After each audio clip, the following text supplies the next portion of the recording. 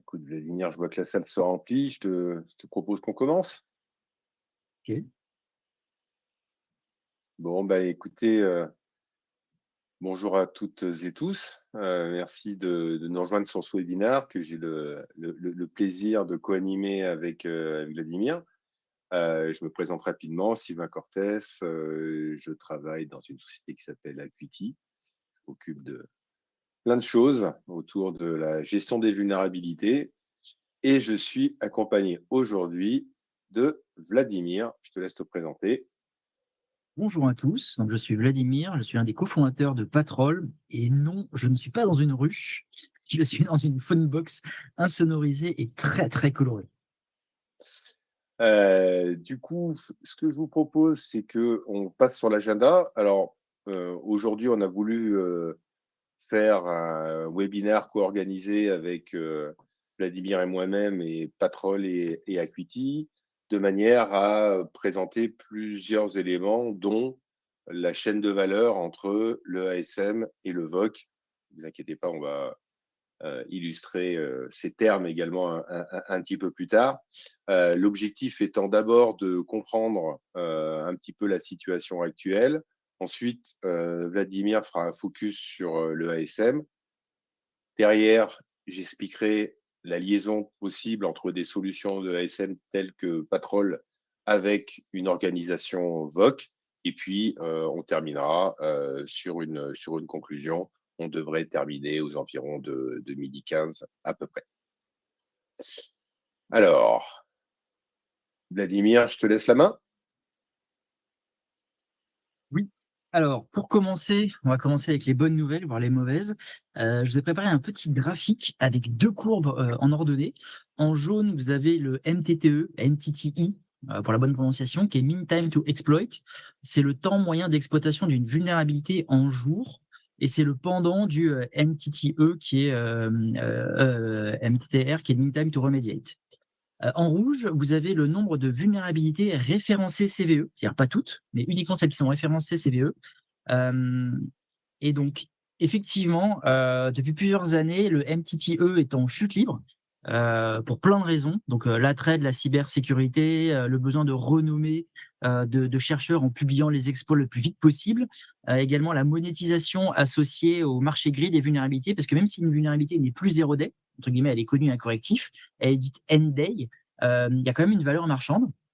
Et puis surtout, il y a un intérêt et un attrait pour les attaquants d'avoir un exploit pour une vulnérabilité et le plus vite possible avant que vous ayez le temps de la corriger. Et donc l'autre courbe en rouge, c'est l'augmentation du nombre de vulnérabilités qui est croissant depuis des années, presque exponentielle, en base d'exploser, avec toutes les promesses de la recherche en vulnérabilité basée sur des LLM, avec le controversé Mythos d'Anthropic, qui porte d'ailleurs potentiellement bien son nom, qui effectivement fonctionne très bien, mais beaucoup survendu par le marketing d'Anthropic. Parce qu'en fait, très honnêtement, aujourd'hui, vous utilisez des modèles ouverts comme Qwen, le modèle chinois, vous avez quasiment les mêmes résultats.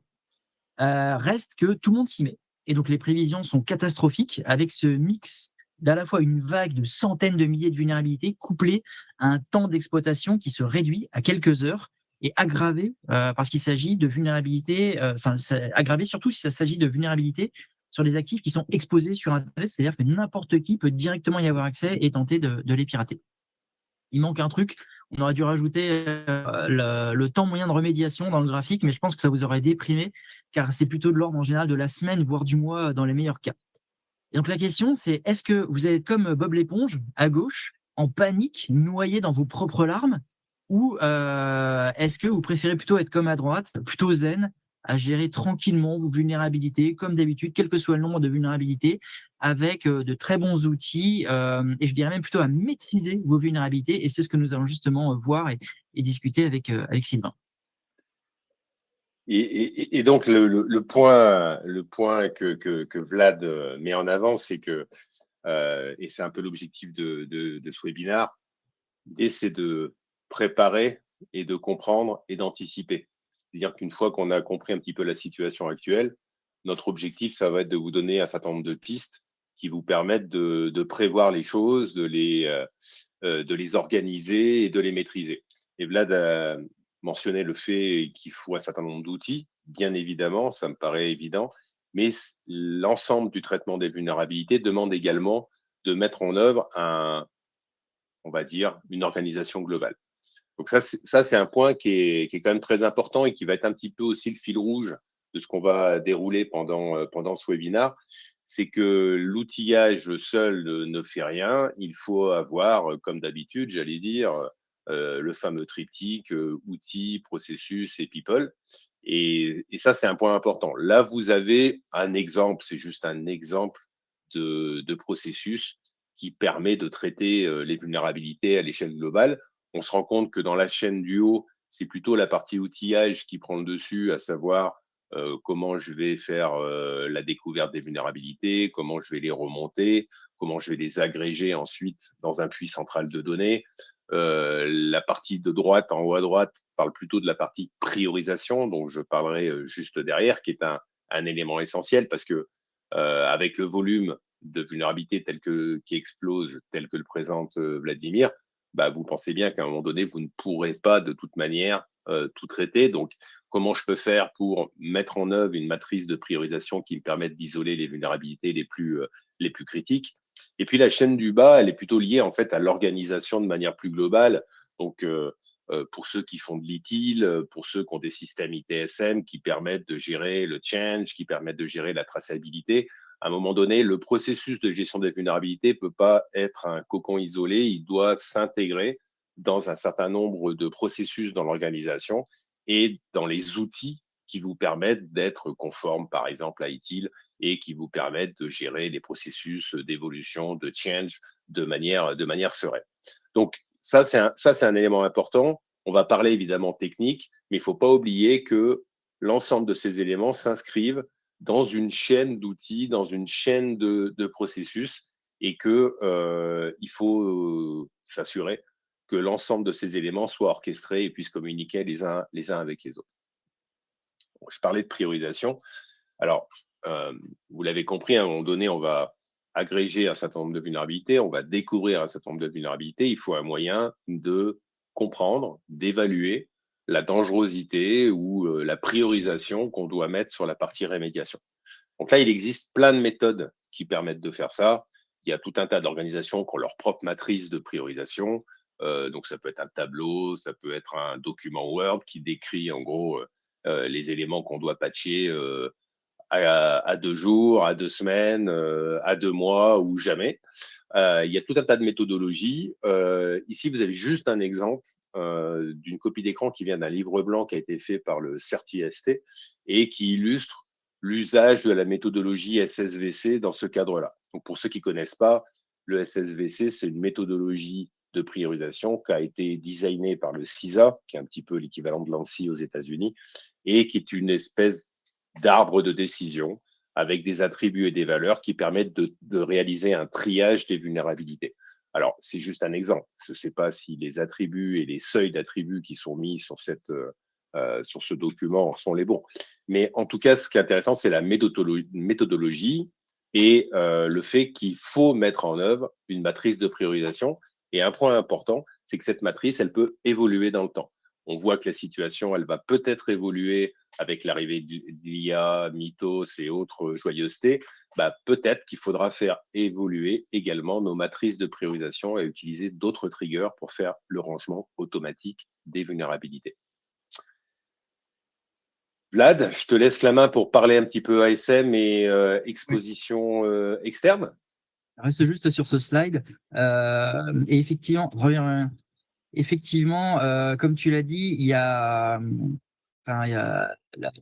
l'exposition externe. En fait, il y a plein de termes qui correspondent à ça. IASM en est un, et en particulier sur la partie externe. D'ailleurs, le Gartner a ressorti de nouveaux termes il y a quelques semaines avec, alors, je ne veux pas faire la liste des 15 termes, mais les 3 derniers, c'est Preventive Exposure Assessment, PEA. En gros, c'est la découverte de la cartographie.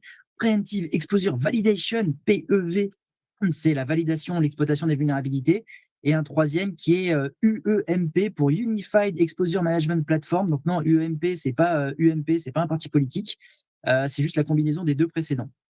Et donc en fait, c'est vrai que vous avez finalement 2 principales surfaces d'exposition, à la fois on va dire l'interne et l'externe. L'interne, il faut déjà rentrer pour pouvoir exploiter, donc ça demande quand même d'avoir un premier pied dans le SI, mais c'est un risque. Et après, vous avez l'externe qui est directement accessible depuis Internet, auquel cas c'est vraiment prioritaire quand vous avez une vulnérabilité qui est exploitée dans la nature. Et tu peux passer. Et donc, je vais vous citer quelques cas. Ouais, donc par exemple, ça, c'est une vulnérabilité qu'on a eue chez pas mal de clients, et un en particulier. C'était une vulnérabilité sur SharePoint qui permettait, sous authentification, d'envoyer tout simplement une requête et d'avoir une exécution de code par désérialisation. Et c'est du code PowerShell, donc c'est hyper stable. C'est pas un code en mémoire où on peut se tromper, etc. C'était du code PowerShell, donc extrêmement stable. Et ça permettait de prendre le contrôle du serveur SharePoint et donc après d'avoir accès à tout le SI, de rebondir sur l'AD, etc. directement depuis l'interne. Donc nous, en phase 0, on a identifié avec une veille automatisée que la vulnérabilité existait. Juste ensuite, très rapidement, nos équipes se sont attelées à créer les moyens de détection. Elle n'a pas forcément l'exploit, ça dépend des cas, mais là, c'était au moins la capacité à détecter la version exacte et être capable d'avoir un contrôle qu'on puisse lancer directement sur tous nos clients. Donc, juste après, quelques minutes après, donc, au bout de 45 minutes, on a lancé les scans sur tous nos clients. Là, il y a 1,5 million d'actifs, donc ça fait beaucoup. Mais ça a pris 1 heure et demie pour tout scanner et être capable de dire, juste après, à nos clients qui était vulnérable et qui n'était pas vulnérable. Donc, pour qu'après, eux puissent remédier. Donc, au bout de 2 heures, 2 heures et demie, tout le monde avait été alerté. Et en particulier, un de nos clients qui a fait un témoignage sur le sujet, qui est Brest Métropole, où ils ont eu l'alerte à 15h57 précisément. Et à peine une demi-heure après, ils avaient déjà mis à jour leur SharePoint qui était exposé sur Internet. Donc d'ailleurs, bravo à eux, parce qu'ils ont été ultra réactifs. Alors c'est un peu plus d'une demi-heure, mais enfin ça reste peu de temps pour remédier à ce type de vulnérabilité sur des serveurs en prod. Autre sujet intéressant, c'est que là, je vais vous présenter quelques chiffres. C'est uniquement les vulnérabilités qui impactent des actifs exposés sur Internet, qui sont critiques. Donc critiques, ça veut dire en général des notes CVSS supérieures à 9, mais pas forcément, et qui sont exploitées dans la nature. Donc il y a pas mal de sources, je vous ai les citées là, les sources qu'on utilise pour ça. Et donc en fait, l'année dernière, en 2025, on a traité 329 alertes, donc 329 vulnérabilités exploitées dans la nature. Il y en avait 312 qui étaient référencées CVE, mais il y en avait une vingtaine qui n'étaient pas référencées CVE. Et ça pose vraiment problème parce que nous, on reste humain et pour traiter les choses, on a besoin de les nommer et de les suivre. Et alors, je prends l'exemple de la vulnérabilité sur IceWarp. Honnêtement, je connaissais pas du tout cette techno avant d'en entendre parler cette année. C'est une espèce de suite bureautique à la Office 365, etc., avec du mail. Et il y avait une vulnérabilité critique sur cette solution, sauf qu'il n'y avait pas de numéro de CVE. Ils n'ont toujours pas communiqué dessus. Donc là, ça a été critique de détecter ça. Mais ce que je veux surtout dire là-dessus, c'est que en gros, 329, on va dire 330, c'est vraiment beaucoup. C'est-à-dire que vous avez quasiment plus d'une vulnérabilité par jour ouvré de travail. Donc ça commence à faire vraiment beaucoup. Et avec le graphique qu'on vous a montré tout à l'heure avec Sylvain, ça va vraiment augmenter et ça va être de pire en pire. Ça, c'est presque un contre-exemple, mais qui est assez caractéristique. C'est une vulnérabilité sur Zimbra. Donc qui est sorti l'année dernière. Je vous en reparlerai après de la timeline. En gros, c'est une XSS, donc l'exécution de JavaScript. Zimbra, c'est une suite pareil bureautique, principalement mail, et donc une XSS réfléchie, authentifiée. Donc c'est-à-dire qu'il faut vraiment se connecter dessus pour l'exploiter. Et réfléchie, c'est-à-dire qu'on doit vous envoyer le lien. Bon, voilà, c'est pas forcément très critique. Et dites one click, c'est-à-dire quelqu'un doit cliquer sur le lien pour l'exploiter. Voilà, 6,1 sur 10 en termes de notes CVSS, c'est pourri. Donc, votre réaction, en général, c'est, vous dites, voilà, c'est pas critique, je m'en fous, je patche pas. Sauf que la vulnérabilité a été réévaluée, puisqu'en fait, elle est passée de one click à 0 click. C'est-à-dire pas besoin d'interaction de l'utilisateur pour l'exploiter. Mais voilà, ça reste une XSS, un exchange JavaScript avec une note de 7,4. Voilà, c'est toujours pas critique. En plus, il n'y a pas de POC dans la nature, c'est nul, aucun intérêt. Bon, dans les faits, c'est pas vraiment passé comme ça. Donc, je vous ai fait une petite timeline pour vous expliquer un peu comment ça s'est passé. Et juste avant, je vous présente la vulnérabilité. C'est une capture d'écran de Zimbra Mail. Et en fait, quand vous recevez un mail, il y a une chaîne d'exploitation dedans qui s'active lorsque juste vous visualisez le mail. Et ce que ça fait, c'est que ça permet de sortir tous vos mails, les mots de passe du navigateur, potentiellement le MFA, etc. Et ça a été exploité par les Russes, principalement contre les Ukrainiens, dans le but d'espionner un certain nombre d'agences gouvernementales. Et donc, ce qui s'est passé, c'est que Cocorico, la première trace que l'on a trouvée de la vulnérabilité, c'est le CERT-FR, donc l'ANSSI, qui a publié ça en 9 décembre, une information sur la vulnérabilité. Ensuite, courant décembre, il y a un numéro CVE qui a été attribué et a été publié sur le site CVE du MITRE. Bon, ensuite, les fêtes de Noël, ça passe, tout le monde boit, fait la fête, etc. On passe à autre chose. Et ensuite, en janvier, début janvier, donc le NIST a publié sur la vulnérabilité en disant qu'elle n'était pas exploitée dans la nature. Et même GitHub, comme Zimbra, c'est une suite open source, GitHub a sorti son identifiant des enfers. Là, très honnêtement, je ne comprends pas qu'il puisse faire un truc aussi impossible à lire, à même énoncer. Donc GitHub a sorti son identifiant. Bon, toujours pas de problème, la vie est belle. Arrive ensuite fin janvier, des articles sur le sujet, la vulnérabilité n'est pas exploitée dans la nature, tout va bien, la vie est belle. J'ai même noté des recommandations assez succulentes. Je ne sais pas si tu peux passer sur le suivant. Voilà, donc ça, c'est le type de remédiation et de recommandations qui étaient dans les articles. C'est en gros, il faut suivre toutes les connexions de vos utilisateurs qui vont vers des URL suspicieuses au moment où les gens regardent des emails. Donc, je ne sais pas qui dans le monde est capable de faire ça. Mais voilà, donc ça, c'est vraiment des recommandations qui servent à rien. Donc ensuite, bon, pendant plusieurs semaines, il ne s'est rien passé parce que c'était pas critique, pas exploité dans la nature, tout le monde s'en fout. Sauf que ensuite, il y a un blog indien qui a publié un article, alors blog obscur indien qui a publié un POC et surtout qui a identifié que c'était exploité dans la nature. Là, tout le monde s'est réveillé. Très rapidement, donc juste après, le NIST a corrigé en disant attention, la vulnérabilité est exploitée dans la nature. Et en fait, ce qu'on s'est rendu compte, c'est que la vulnérabilité a été exploitée pendant à minima 2 mois, mais en fait, dans la réalité, beaucoup plus. Là, vous allez me dire, OK, mais alors, Patrol, comment vous avez géré ça? Parce qu'en fait, personne n'avait l'info. Oui, effectivement, personne n'avait l'exploit d'info. En fait, on n'avait pas l'exploit, mais on a des moyens, nous, indirects, d'identifier la version, par exemple, de Zimbra, et d'alerter nos clients par rapport à la publication du correctif, par rapport à la version. Et d'ailleurs, actuellement, on est en train de travailler sur la génération automatisée d'exploits depuis les correctifs avec des LLM. Mais typiquement, ça, c'est un cas où pendant 2 mois, un peu plus même, ont été explosés, c'était exploité dans la nature et la plupart n'avaient pas corrigé. Ce qui est intéressant, ce que tu soulignes, là, je trouve, qui est intéressant, c'est que on parlait tout à l'heure de processus de priorisation, d'attributs, de triggers. En fait, ça, c'est, j'allais dire, le cas à rêver, c'est-à-dire Oui, quand on a les infos, quand elles sont à jour, quand elles sont bonnes, quand on a un numéro, quand les gens l'ont étudié, etc., etc. Mais en fait, on se rend compte en regardant notamment tout ce qui est failles externes, c'est que les informations qui viennent des traitements officiels, que ce soit les agences nationales de cyber, le NVD, le NIST, etc., ben, il y a toujours un décalage, en fait. C'est-à-dire qu'on peut faire ce qu'on veut, il y a toujours un décalage entre la réalité des informations qu'on peut avoir sur les vulnérabilités oui. et l'exploitation, la présence d'un POC, est-ce qu'il y a un ransomware qui l'utilise un petit peu, beaucoup, passionnément. Et il y a un décalage, en fait, qui existe entre l'information.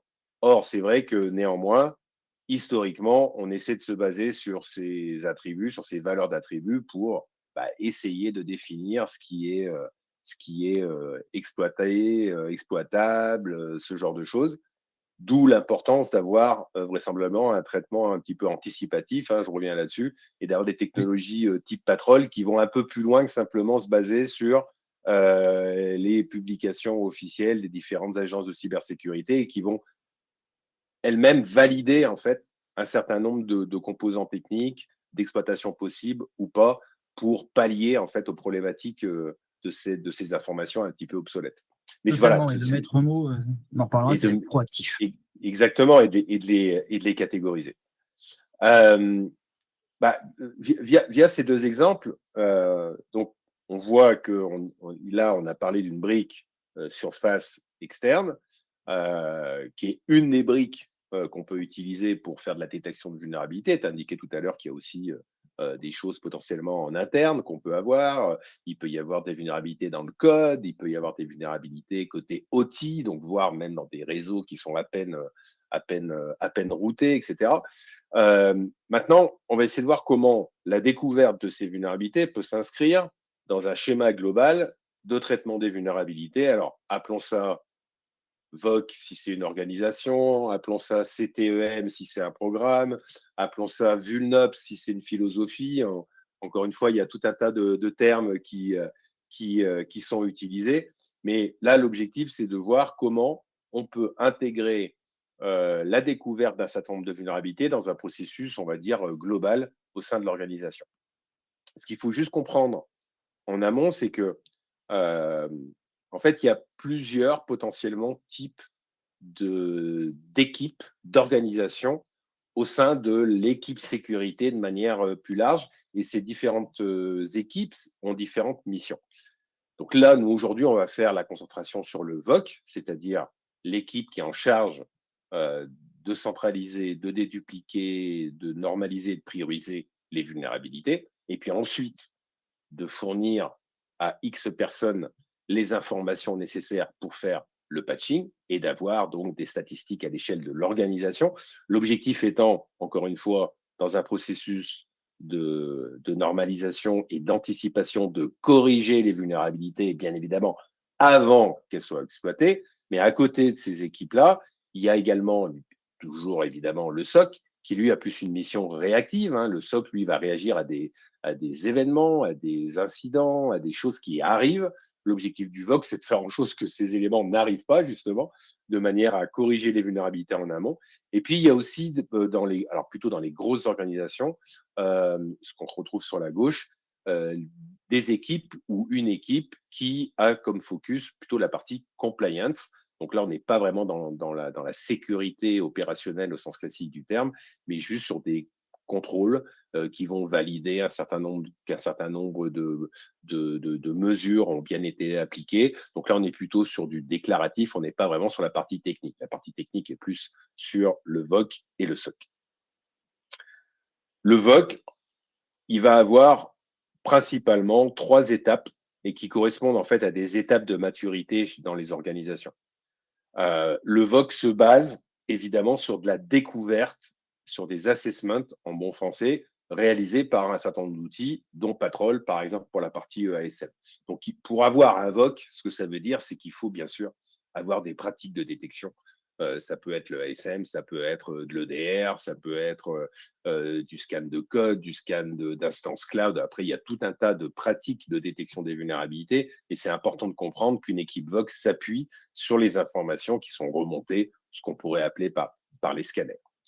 Première mission, c'est l'agrégation et la normalisation et la déduplication des données. Parce qu'évidemment, plus vous avez de sources, plus il va falloir en fait agréger dans un puits central de données et surtout normaliser ces informations. Parce que potentiellement, peut-être que la manière dont un EASM comme Patrol décrit ce que c'est qu'un asset, décrit ce que c'est qu'une vulnérabilité, va être différent d'un ping castle qui va scanner un Active Directory. Néanmoins, dans les deux cas, ça reste des assets et ça reste des assets qui portent des vulnérabilités. Donc, il y a une notion de normalisation qui est très importante lorsque l'on parle de l'agrégation. Et le deuxième point important dans cette étape, c'est bien évidemment la partie déduplication. Si jamais j'ai des choses en double, ce qui va forcément arriver, que ce soit au niveau des assets et des vulnérabilités découvertes, il faut que j'ai un moyen de déduplication automatique pour qu'un asset, en fait, ne se retrouve pas en double, en triple, en quadruple dans mon système central. Et puis ensuite, on va avoir les deux autres étapes qui vont être la pratique de priorisation. Comment je peux prioriser un certain nombre de choses, comment je peux m'assurer que je n'ai pas eu de trous dans la raquette dans ma matrice de priorisation, et toute la partie suivie de la rémédiation, parce que ce qui est important de comprendre, évidemment, dans une équipe VOC, c'est que le VOC, les équipes du VOC, ce n'est pas elles, généralement, qui font le patching. Elles vont pousser les bonnes informations et les bons critères de priorisation et la bonne liste de choses à traiter auprès d'équipes qui sont des équipes de production, et ce sont des équipes qui vont patcher, je ne sais pas, l'OS par exemple, mettre à jour un firmware de routeur, mettre à jour un package Java dans une application web. Donc, ce qu'il faut bien comprendre, c'est que ce n'est pas dans l'organisation VOC que va se réaliser le traitement en tant que tel. Par contre, le VOC est responsable du suivi de cette rémédiation et de relancer les personnes éventuellement et de faire le suivi de cette partie rémédiation. Donc, comment ça fonctionne en très, très simple? On va absorber toutes les données qui proviennent de toutes les pratiques de vulnérabilité. On va avoir un puits central de données. Sur ce puits central de données qui contient des assets et des instances de vulnérabilité, on va appliquer un certain nombre d'informations complémentaires. Le business contexte, en gros, est-ce qu'une application elle est importante ou pas pour l'entreprise. On va rajouter de la CTI, c'est-à-dire est-ce que, par exemple, il y a un POC disponible? Est-ce que les attaquants en ce moment utilisent cette vulnérabilité? Est-ce qu'il y a une campagne de ransomware qui utilise ces vulnérabilités? Donc, tout un tas d'informations complémentaires sur l'usage, on va dire, de la vulnérabilité, des possibilités qu'il y a autour. Et puis ensuite, il y a toute la partie intégration avec le cycle ITIL, ITSM, connexion vers des outils tiers, ce genre de choses.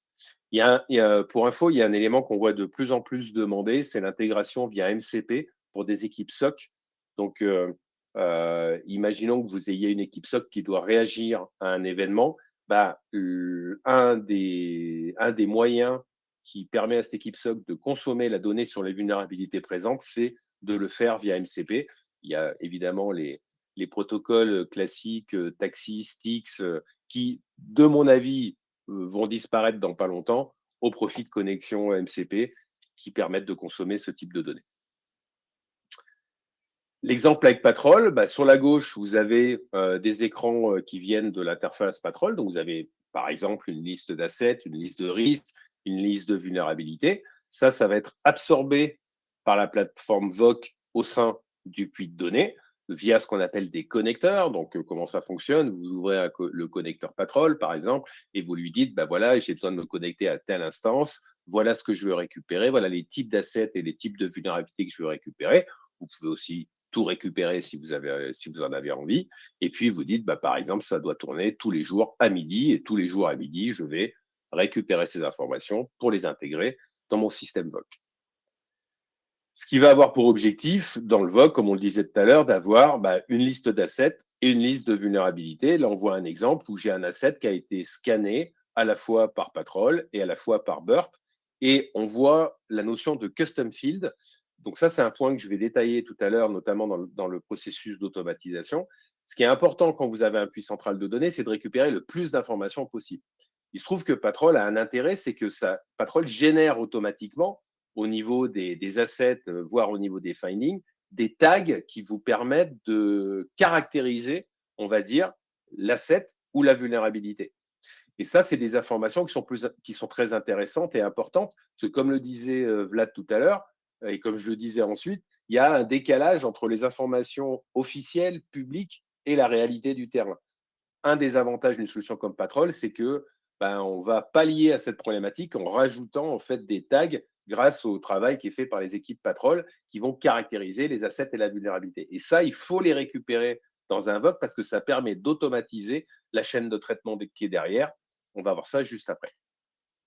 Là, vous avez deux autres exemples où, par exemple, sur la gauche, vous avez un asset qui n'a été vu que par Patrol. Donc là, les findings que je vais retrouver ont été ramenés par Patrol. Et puis sur la droite, j'ai par exemple un asset qui a été vu à la fois par Patrol et sur lequel j'ai lancé un scan burp.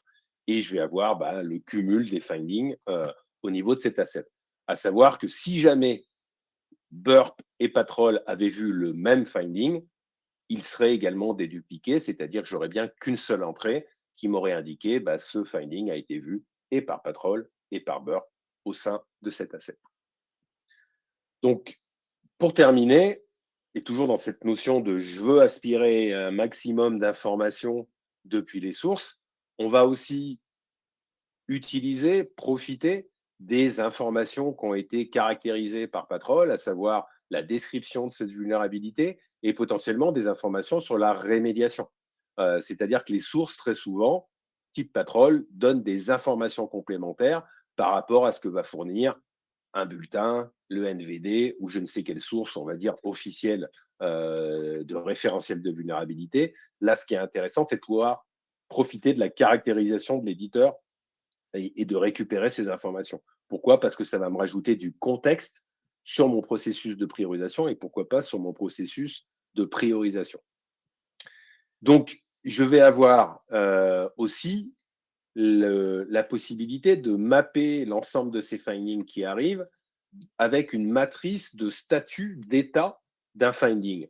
un des avantages du VOC, c'est que, quelles que soient les sources, les findings vont être mappés, en fait, vont être normalisés avec une espèce de finding life cycle, c'est-à-dire un cycle de vie du finding qui va passer, par exemple, de confirmé en cours de rémédiation, ou peut-être qu'il va être déclaré faux positif, et peut-être à un moment donné, il va être déclaré fixe. Et en fait, ce qui est intéressant, c'est que quelles que soient les sources, et il n'y a pas une source qui caractérise en fait le cycle de vie de la même manière, tout ça va être mappé avec des états au niveau du VOC, ce qui va permettre en fait d'avoir une manière unifiée de traiter le cycle de vie de l'ensemble des findings, quelles que soient les sources qui sont agrégées et récupérées au sein du VOC. Je parlais tout à l'heure de la chaîne de traitement et de l'importance de récupérer les informations de la source en termes de tag. Là, vous avez quelques exemples sur la gauche de ce qu'avec Acuity, on va récupérer sur des assets et des findings en termes de tags qui ont été fournis par Patrol. Et ça a un intérêt, encore une fois, pour qualifier la vulnérabilité, parce que je vais pouvoir faire des requêtes ensuite derrière dans mon VOC.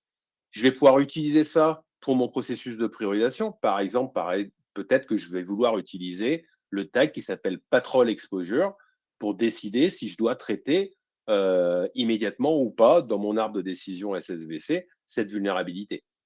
Ça va permettre, au-delà de la chaîne de priorisation, de rajouter de la valeur sur la partie rémédiation et intégration avec des outils tiers ou réaliser des alertes. Je vais pouvoir dire, par exemple, tiens, si le tag patrol A7 il est égal à telle valeur, alors si jamais j'ai quelque chose qui est exploitable et critique qui apparaît sur cet asset, je veux automatiquement ouvrir un ticket dans Jira, ServiceNow, EasyVista à telle équipe dans mon système de ticketing. Pareil pour les alertes. Je vais pouvoir recevoir des alertes si jamais certains findings ou certains assets apparaissent dans ma plateforme avec des valeurs de tag qui m'importent. Je veux envoyer, par exemple, une alerte à la personne qui est responsable des sites web, disons, de la compagnie, si jamais il y a des tags Patrol qui portent une certaine valeur. Et puis, bien évidemment, tout ça va aussi me donner la possibilité de créer des dashboards qui sont spécifiques, pourquoi pas, à ma partie EASM. Le truc qui est important de comprendre, c'est que plus j'agrège de valeurs et de données au sein de mon VOC, plus je vais être en capacité de faire des traitements automatiques derrière et de m'insérer dans la chaîne ITSM, la chaîne d'intégration avec un SOAR, par exemple, ou ce genre de choses. Et l'avantage de ce système, c'est que ces informations sont dynamiques. C'est-à-dire que les infos que Patrol envoie dans un VOC, elles sont dynamiques. Et je ne vais pas avoir besoin de modifier les choses. C'est Patrol lui-même qui va mettre à jour ces informations et qui vont être récupérées automatiquement au sein du VOC. Là, vous avez quelques exemples de dashboards. Les dashboards, c'est toujours un grand débat avec les personnes avec qui je peux parler. Il n'y a pas une organisation qui utilise les mêmes dashboards, mais évidemment, ça va vous permettre d'avoir des dashboards spécifiques, pourquoi pas sur la partie EASM. Donc, on a voulu faire on va dire un panel, un tour d'horizon de ce qu'il était possible de faire pour anticiper, pour mettre en œuvre une protection externe et comment intégrer cette protection externe dans un cycle de vie global de l'ensemble des assets et des findings. Néanmoins, il y a un certain nombre de choses qui arrivent, qui sont arrivées et qui posent question pour beaucoup d'entre vous. Et l'idée, c'est de vous donner un ou deux éléments de réflexion pour vous permettre de vous préparer à ce qui devrait arriver dans quelques semaines ou quelques mois. Le premier élément, c'est moi qui vais vous le donner, puis ensuite je laisserai la main à Vladimir. Il y a énormément de questions qui se posent, de réflexions dans toutes les organisations vis-à-vis de l'arrivée de l'IA. Donc, Vladimir a prononcé le gros mot tout à l'heure, mythos. Évidemment que ça pose un certain nombre de questions. Même si il est clair qu'il y a beaucoup de marketing, même si Anthropic veut vendre sa sauce avec Cloud Security. Nous avons réalisé quelques tests en interne côté Acuity, et c'est vrai que sans aller même jusqu'à Mythos, vous prenez d'autres modèles, il y a des choses qui sont quand même assez sympas à faire, notamment, comme vous vous en doutez, dans tout ce qui est scan de code. afin de découvrir des vulnérabilités. Moi, mon avis sur le sujet, c'est que là, pour l'instant, on ne sait pas trop ce qui va se passer. C'est la partie de gauche.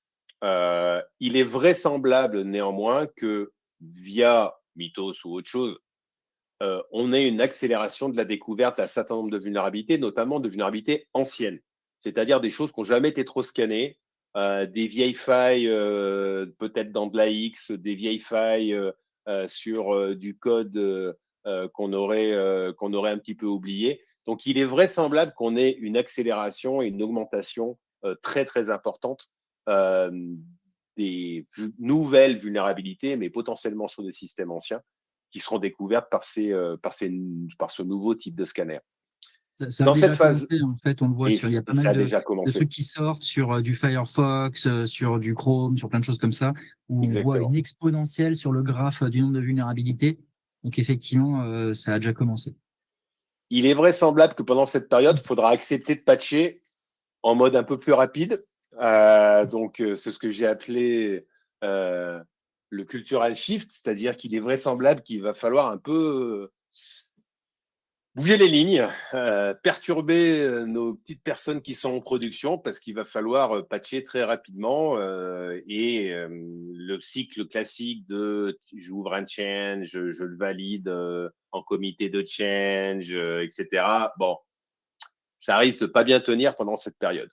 Après, il est, à mon avis, à peu près évident que ça va un petit peu se calmer parce qu'une fois qu'on aura découvert toutes les vulnérabilités en stock qu'on a oubliées depuis 30 ans, ben, on va avoir vraisemblablement un petit peu de descente sur la découverte de nouvelles vulnérabilités. Mais ça risque de reprendre en termes de courbe, tout simplement à cause du vibe coding. C'est-à-dire que maintenant, ce qu'on se rend compte, le gros changement en fait avec Claude et consorts, c'est qu'en fait, n'importe qui est en train de créer des applications, voire de créer des applications, les publie dans GitHub, etc., etc.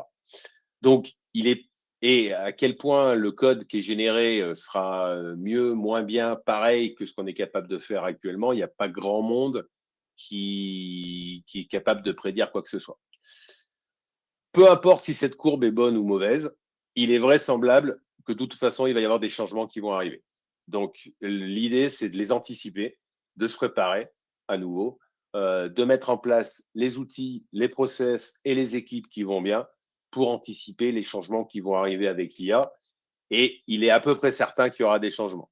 De quelle nature ils seront réellement, à quelle échelle et quand. Alors là, je laisserai Vlad jeter un des 20 et me donner une valeur pour me dire ses prédictions. Mais en tout cas, il y aura des changements dans notre monde, c'est à peu près certain.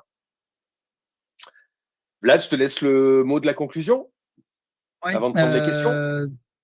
donc effectivement, la courbe qu'a présentée Sylvain est là pour un peu atténuer le graphique que j'avais mis au début, qui était censé vous faire paniquer. C'est que oui, effectivement, il y aura forcément cette montée en charge du nombre de vulnérabilités, mais cette espèce de vague sur laquelle il va falloir surfer, mais qui finalement, à bout d'un moment, s'atténuera. Ça augmentera aussi un petit peu quand même du fait du vibe coding, comme tu l'as dit, parce que le vibe coding va faire qu'il y aura plus de vulnérabilités, mais aussi il y aura plus d'applications. Parce que maintenant, n'importe qui va pouvoir développer des applications, même en entreprise. Avant, on faisait des macros Excel. Maintenant, on va faire du vibe coding. C'est-à-dire que des gens qui n'ont aucune compétence en développement vont pouvoir développer leurs propres applications. Donc, bon courage à tous nos amis RSSI, équipe sécurité, Evoque, etc. Le truc, c'est qu'avant, finalement, dans l'ancien monde, qui est pas si loin que ça, vous aviez finalement, pour corriger des vulnérabilités, pour remédier, vous aviez des jours, voire des semaines, voire des mois. Donc, on était plutôt tranquille. Maintenant, ça a beaucoup accéléré, ce qui fait qu'aujourd'hui, j'attends la petite animation. Aujourd'hui, ça a pas mal changé. Et voilà, il faut agir en quelques heures, voire quelques minutes. Donc, ça commence à être très compliqué. Le maître mot, c'est ce qu'on disait avec Sylvain tout à l'heure, le terme de proactivité. Vous devez être proactif en automatisant au maximum, en ayant des process aussi pour ça. Mais vous devez vraiment automatiser à la fois vos référentiels. Vous ne pouvez plus maintenir à la main des référentiels de ce que vous avez, votre patrimoine informationnel, pour parler en bon français. Vous devez automatiser la construction de votre référentiel. Vous devez aussi automatiser votre veille qui doit être continue et continuellement, vous devez savoir ce qui se passe. En fait, à tout moment, vous devez savoir si vous avez un actif informationnel qui est en risque et savoir comment remédier. Vous devez aussi être capable de qualifier en temps réel, ça c'est hyper important, contextualiser avec une contextualisation métier, le niveau d'exposition, est-ce que c'est exploité dans la nature ou pas, etc. Et le dernier sujet qui est le plus difficile aujourd'hui, donc les trois premiers finalement vous pouvez les faire avec de Acuity et Patrol, ça vous permet de traiter toute cette problématique. Par contre, reste le sujet que j'ai mis en italique, la remédiation. Donc avoir un MTTR bas, donc un temps de remédiation moyen bas, c'est difficile aujourd'hui. Nous, on le constate par rapport à nos clients, il est plutôt de l'ordre de jours, semaines, voire presque mois, ce qui fait que c'est compliqué. La remédiation, c'est pas forcément aisé à automatiser, à adresser, parce que principalement du fait que les entreprises n'acceptent pas encore que potentiellement des solutions de sécurité externe comme nous, comme Acuity, aillent remédier à leur place, principalement pour des questions de responsabilité, parce qu'effectivement, si un acteur externe va remédier à votre place, je comprends que vous soyez un peu chafouin si ça commence à planter, s'il y a une indisponibilité, des choses comme ça. Ça reste le vrai sujet aujourd'hui à adresser. Ça dépend de votre niveau de maturité, mais vraiment être capable de remédier très rapidement, parce que comme l'a dit Sylvain dans le process du VOC, etc., vous allez potentiellement être capable de très rapidement avoir l'information, de très rapidement avoir les éléments pour remédier, de très rapidement donner cette information aux équipes. Par contre, les équipes qui vont être en charge de la remédiation vont potentiellement mettre un temps certain pour remédier. Et donc là, c'est entre guillemets la dernière brique qui va devoir un peu évoluer pour pouvoir répondre aux menaces existantes et actuelles. Brique qui est compliquée parce enfin, elle n'est pas reliée essentiellement à des éléments techniques, comme tu le disais. C'est-à-dire que, en fait, c'est presque un changement culturel, l'acceptation d'un risque potentiel de perturbation de la production, plus que véritablement un défi technologique. Des solutions pour, si on le désire, des solutions pour automatiser du patch, du reboot, etc., elles existent déjà. On est plus sur l'acceptation de ce genre de choses. Moi, mon avis, c'est que de toute façon, comme il va y avoir une accélération du nombre de vulnérabilités découvertes à cause du stock qu'on n'a pas traité depuis X années, il va y avoir des problèmes et donc du coup, les équipes de production vont être obligées de s'adapter. Et ça sera comme d'habitude la gestion de risque. C'est quoi le risque d'appliquer un patch très rapidement versus le risque qui est attaché à l'exploitation de vulnérabilités sur mes systèmes. Mais oui, c'est pas un élément purement technique. C'est vraiment un élément de changement culturel qu'il faut opérer dans nos organisations. Et alors désolé de le dire comme ça, qui est un peu spécifique à l'Europe du Sud. Il y a des pays dans le monde où ils se posent moins de questions sur la perturbation de la production. Petite Ça dépend des métiers aussi. Les métiers bancaires, en général, vont être plutôt à plutôt hésiter. réfractaire. Ouais. Ouais. Après, ça dépend. Ouais, ça dépend aussi, typiquement aussi de la maturité du développement. C'est-à-dire que les entreprises qui aujourd'hui développent entre guillemets à l'ancienne et où la mise en production est un sujet, c'est compliqué. Alors toutes celles qui ont une CI/CD, une chaîne de développement continu, qui est capable de déployer continuellement, etc. Typiquement, nous, on est en train d'évoluer là-dessus pour que les mises en prod ne soient plus un sujet. C'est-à-dire que tu mets en prod continuellement. Voilà, ton patch management, tu le gères très facilement, puisqu'en fait, tout changement en production n'est pas un sujet.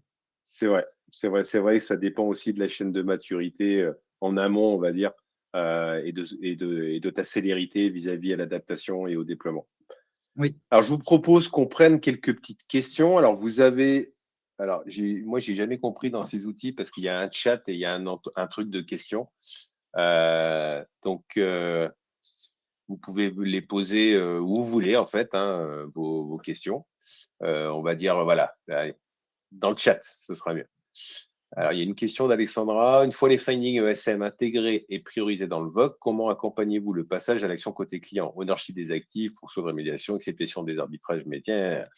Donc, en fait, toutes les informations qui vont être dans le VOC, notamment les informations qui proviennent, par exemple, d'un patrol, vont pouvoir être utilisées pour, on va dire, actionner la chaîne de rémédiation. Donc là, il y a plein de possibilités différentes. Par exemple, un des sujets majeurs qu'on voit chez toutes les organisations, c'est l'ownership des actifs. qui est d'ailleurs listé en premier dans cette question.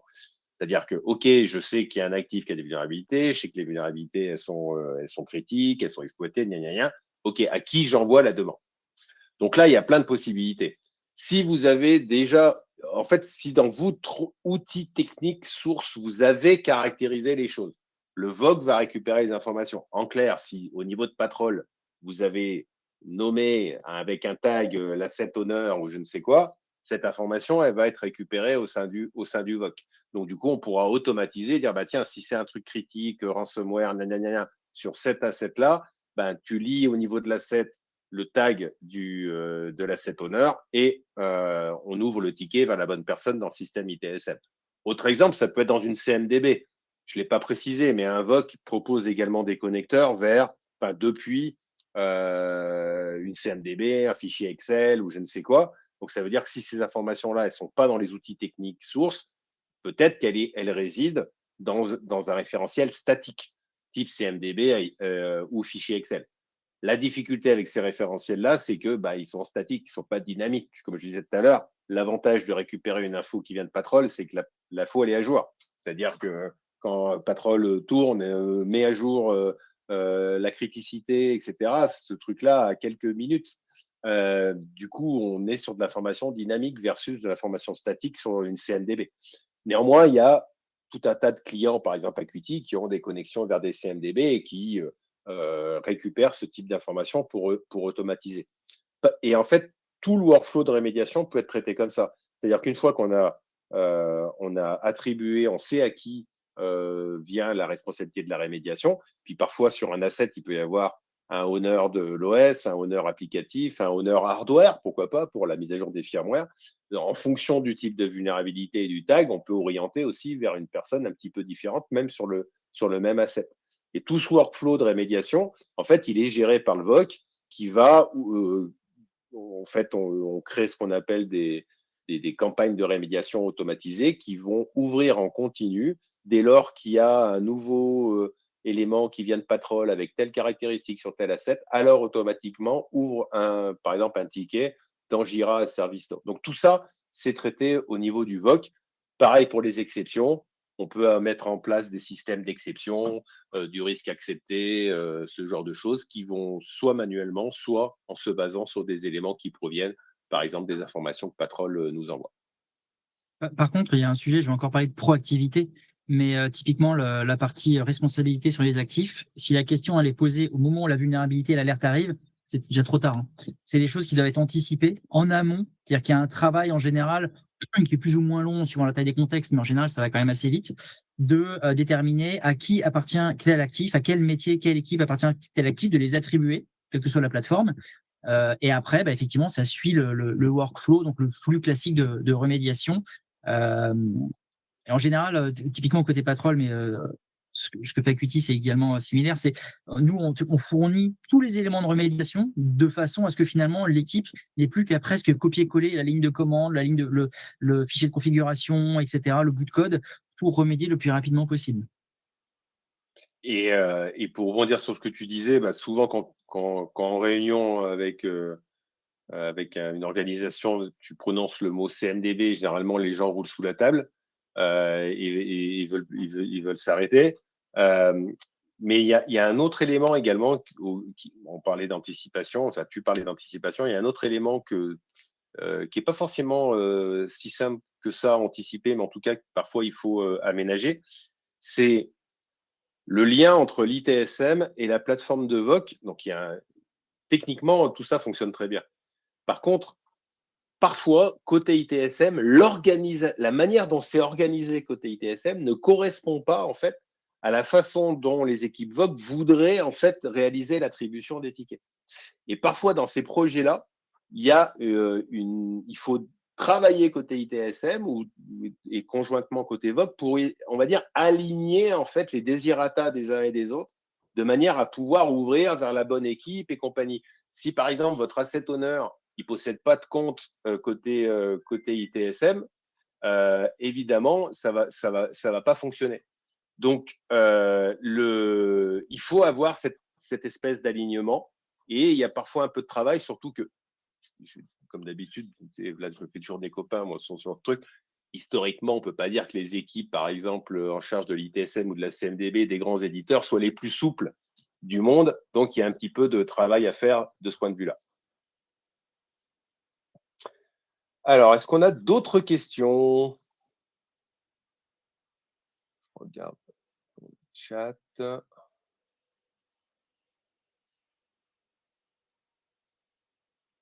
priori, les gens sont sages. C'est beau. Ah, il y a une question qui est en train d'être tapée, peut-être.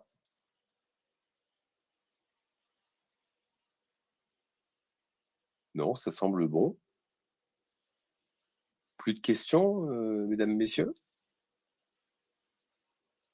Je crois qu'il y a des questions qui sont en train d'être écrites, mais je vois.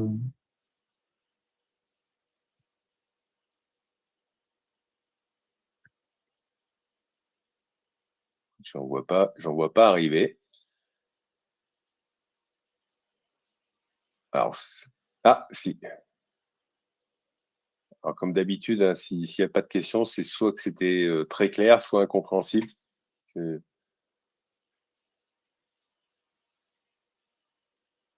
Alors, on a une question de Claire qui Quelle dit interaction avec quelle le interaction avec le CERT-SOC? CERT-SOC? Tu veux En fait, commencer, Vlad? Ouais, alors, le problème, c'est que ça dépend totalement des organisations.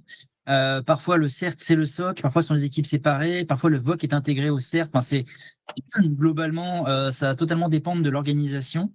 En général, le VOC, effectivement, va s'occuper de la gestion des vulnérabilités, potentiellement la veille, potentiellement, elle peut être côté CERT, ça va dépendre. Parfois, le CERT fait surtout la réponse à incident. Donc, il y a quand même des périmètres un peu partagés. Dans les contextes qui ont une certaine maturité, une certaine taille, ce que je vois plutôt, c'est les vrais contributeurs qui utilisent les plateformes. Ça va plutôt être les gens qui sont dans le VOC. Les équipes, certes, entre guillemets, sont informées, sont pas forcément acteurs. Donc, si je prends vraiment le RACI, sont pas, peuvent être potentiellement consultés, sont plutôt donc C et I, donc informés, consultés. Le SOC, ça va dépendre. Le SOC, ça peut être intéressant quand typiquement il y a des alertes, etc. On va les regarder dans ce type de plateforme. Est-ce que la vulnérabilité existe depuis longtemps? Est-ce qu'elle a été, quelles sont les informations qu'on a publication d'exploits, etc. Donc là, c'est plutôt de l'information encore. Encore une fois, c'est une question complexe parce que ça va vraiment dépendre de la taille et de la maturité des contextes. Oui, je suis assez d'accord. Ce que tu disais au tout départ est vrai, c'est-à-dire que la définition académique du CERT, du CISERT, du SOC, parfois, quand on regarde un peu comment fonctionnent les organisations, la frontière entre tout ça est quand même assez tenue. Moi, ce que je constate, en tout cas pour des grosses organisations, le lien le plus fort, c'est entre le VOC et le SOC. Ce que je veux dire par là, c'est que quand il y a un incident, le SOC veut pouvoir qualifier l'asset, qualifier la vulnérabilité qui est présente, ce genre de choses. Donc, c'est ce qu'on appelle d'ailleurs un scénario VOC to SOC, c'est-à-dire que le SOC va être en capacité sur une alerte, sur un asset, en fait, d'interroger la base du VOC pour récupérer un certain nombre d'informations depuis, comme le disait Vlad, depuis quand cette vulnérabilité est présente sur le système, par exemple, ce genre de choses. Autre point, certains clients, à partir d'un certain niveau de sévérité, on va dire ça comme ça, ou de risque sur une vulnérabilité, l'envoient au SOC comme traitement immédiat. C'est-à-dire que si je peux avoir, dans mon système de priorisation, je peux avoir une catégorie de vulnérabilité qui est ultra critique. Par exemple, si j'ai un truc exposé sur Internet, sur un système Windows non patché, qui est associé à une campagne de ransomware, je pourrais considérer que ce truc-là est très, très, très critique et qu'il faut en fait le gérer tout de suite. Et là, il peut y avoir un lien entre le VOC, depuis le VOC vers le SOC, qui va transformer le VOC va transformer cette information en un incident côté SOC. Voilà. Donc, c'est ce qu'on appelle le scénario VOC to SOC. Et ça se fait généralement soit avec l'outil du SOC qui interroge en continu l'API du VOC, soit ça peut se faire aussi via un orchestrateur de sécurité. Par rapport au CERT, ce que je constate, c'est que pour les organisations qui ont un CERT, ce qui les intéresse, c'est d'intégrer au niveau de la base VOC les bulletins de sécurité émis par leur CERT interne. C'est-à-dire que j'ai en tête un grand client industriel qui a son propre CERT interne et qui émet des bulletins. Et bah, du coup, au niveau des findings qui vont être retrouvés sur les assets, il va y avoir le lien avec le bulletin qui correspond en fait à ce finding. Voilà. Donc, il y a des interactions. La plus forte pour moi, elle est entre le VOC et le SOC. Et ensuite, on va aussi pouvoir intégrer les bulletins du CERT interne. Et là, c'est pour des organisations qui ont un CERT qui émet des bulletins. Donc, ce n'est pas n'importe qui au niveau des informations qui sont au niveau du VOC. Ok, une dernière question. Utilisez-vous des LLM pour trouver des vulnérabilités? Alors, pour notre cas à nous, qui est un cas un peu particulier, beaucoup essaient d'imiter, mais personne n'y arrive. Il n'y a pas de pub là-dessus. Maintes fois imité, jamais égalé. En fait, oui, ça fait partie de ce qu'on utilise, mais nous, on utilise vraiment le triptyque, la triforce de la sécurité. C'est de l'automatisation. Donc, on a beaucoup d'outils qu'on a développés nous-mêmes depuis des années qui permettent d'automatiser tous les contrôles de sécurité de recherche. Du LLM, ça c'est effectivement assez récent pour aller chercher d'autres vulnérabilités, qualifier, etc. Et de l'humain en bout de chaîne pour vraiment valider la qualification et être sûr que ce qu'on va remonter est réel et présente vraiment un risque. Et également pour toute la R&D associée à tout l'outillage. Voilà, c'est la triforce de la cybersécurité. C'est beau. Pour répondre à la question côté Acuity, alors, actuellement, on utilise, alors encore une fois, Acuity ne détecte pas des vulnérabilités. Donc, ça dépend ce qu'on entend par trouver des vulnérabilités. Qu'est-ce que ça veut dire dans cette phrase? Donc, Acuity agrège des vulnérabilités que des scanners ont détectées, enfin plutôt des instances de vulnérabilité que des scanners ont détectées. Par contre, nous, on utilise, alors actuellement, pour être très précis, on utilise le LLM pour qualifier la base de vuln, mais en dehors des findings. C'est-à-dire qu'on a une base de données centrale de l'ensemble des vulnérabilités connues, par exemple les CVE. Et donc là, on utilise du LLM pour qualifier un peu mieux la vulnérabilité. Par exemple, on va attribuer le mapping avec Mitre Attack via un système LLM. Mais ça, c'est en dehors du contexte des findings qui ont été trouvés par le client. C'est notre propre base qui est améliorée, on va dire, avec quelques LLM qui permettent de rajouter des informations. Par contre, pour info, on a fait des tests, et ça fonctionne déjà, depuis par exemple un Cloud Security qui scanne du code et qui envoie directement les informations dans Acuity. Alors là, c'est pas nous qui le faisons, c'est toute la partie AI agentic, qui n'est pas vraiment du LLM d'ailleurs, mais peu importe, est portée par un tiers. Mais ça, c'est des choses qui fonctionnent et qui permettent voilà, d'utiliser des agentic AI externes pour faire des choses et les envoyer côté Acuity, ou l'inverse, avoir des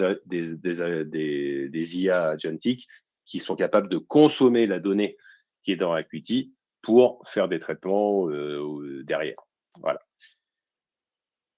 Qu'est-ce qu'on a d'autre comme question? Un avis sur la validation par l'humain versus modèle CTEM type, ce que je peux proposer Pentera, par exemple. Alors, je ne connais pas assez bien Pentera pour répondre. Bonjour, un avis sur validation par l'humain versus modèle CTEM. Alors, par contre, Pentera n'est... Parce qu'encore une fois, alors, je laisserai répondre ensuite Vlad, parce qu'il connaît mieux le sujet que moi, mais le CTEM, c'est pas vraiment un outil non plus. Hein. C'est un terme Gartner qui désigne pas fatalement un outil, mais plutôt des pratiques. Process.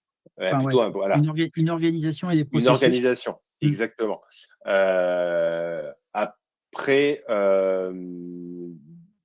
voilà. Donc attention, quand on utilise ces termes, parfois c'est un petit peu confus. Je connais pas bien Pentera, mais Pentera pour moi c'est un scanner. Enfin, je sais. En fait, oui, c'est un outil qui va te permettre d'automatiser des scénarios d'attaque. C'est principalement interne Active Directory. Ils ont une petite solution pour l'externe, mais qui n'est pas exceptionnelle. Et donc, en fait, ça va automatiser des scénarios d'attaque.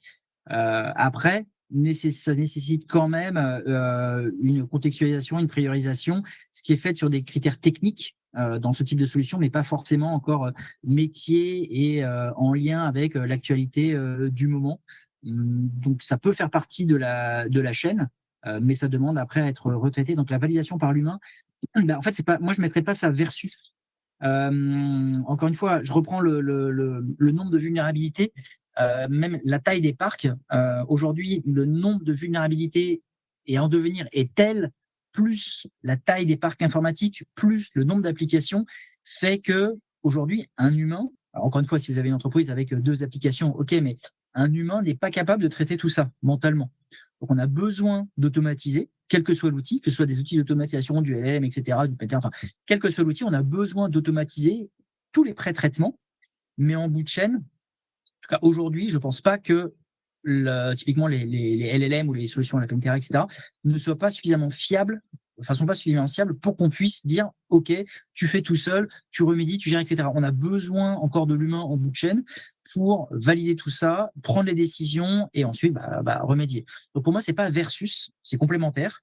Et tous ces outils, même si on parle de LLM, ça reste des outils, sont complémentaires et viennent aider l'humain pour faire plein de choses. Je reprends souvent l'exemple de ma mère qui était hallucinée quand elle m'a vu écrire mes premiers mails sur mon ordinateur. Mais c'est toi qui fais tes mails? Parce qu'elle elle avait quelqu'un dans son entreprise qui écrivait les mails, avec quelqu'un qui faisait les comptes rendus de réunion. Enfin, en gros, avant, il y avait plein d'humains. Et effectivement, ça réduit, entre guillemets, le nombre d'humains, mais par contre, ils font beaucoup plus de choses. Ok.